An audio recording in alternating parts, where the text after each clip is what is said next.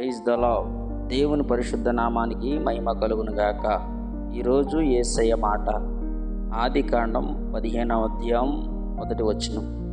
భయపడకము, నీ బహుమానము అత్యధికమగును.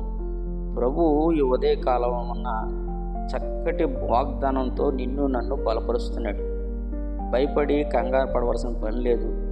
దేవుడు మనకిచ్చిన బహుమానాన్ని అత్యధికం చేయబోతున్నాడు. బహుమానం అంటే నీకు కలిగి ఉన్నది ఏదైనా, అది ఆస్తి కావచ్చు, పిల్లలు కావచ్చు, ఉద్యోగం కావచ్చు, వ్యాపారం కావచ్చు, దేనినైనా అత్యధికమైన అభివృద్ధి కలుగజేయగలిగిన దేవుడిచ్చిన బహుమానాన్ని ఏ మనుషుడు తీయలేడు. కానీ ఈ బహుమానం దేవుని ద్వారా కలిగింది కనుక దేని నిమిత్తమై భయపడుతున్నావు. అది పిల్లల భవిష్యత్తు కావచ్చు, ఉద్యోగంలో ఎదురవుతున్న ఒడిదుడుకు కావచ్చు, చేస్తున్న వ్యాపారం లాభం లేక, వేసిన పంటలో ఫలభరితంగా లేక, కన్నీరు మధ్యలో వేదన మధ్యలో ఉంటే గనక నా దేవుడు నీతో చక్కటి వాగ్దానం చేస్తున్నాడు. భయపడకు, నీ బహుమానాన్ని అత్యధికంగా అభివృద్ధి చేయగలిగిన దేవుడు మనం ఆరాధిస్తున్న యేసు క్రీస్తు ప్రభు. ఆ దేవుని కృప నీకు, మీ కుటుంబానికి ఎల్లవేళలా ప్రభు తోడై ఉంది నడిపించును గాక. ఆమేన్.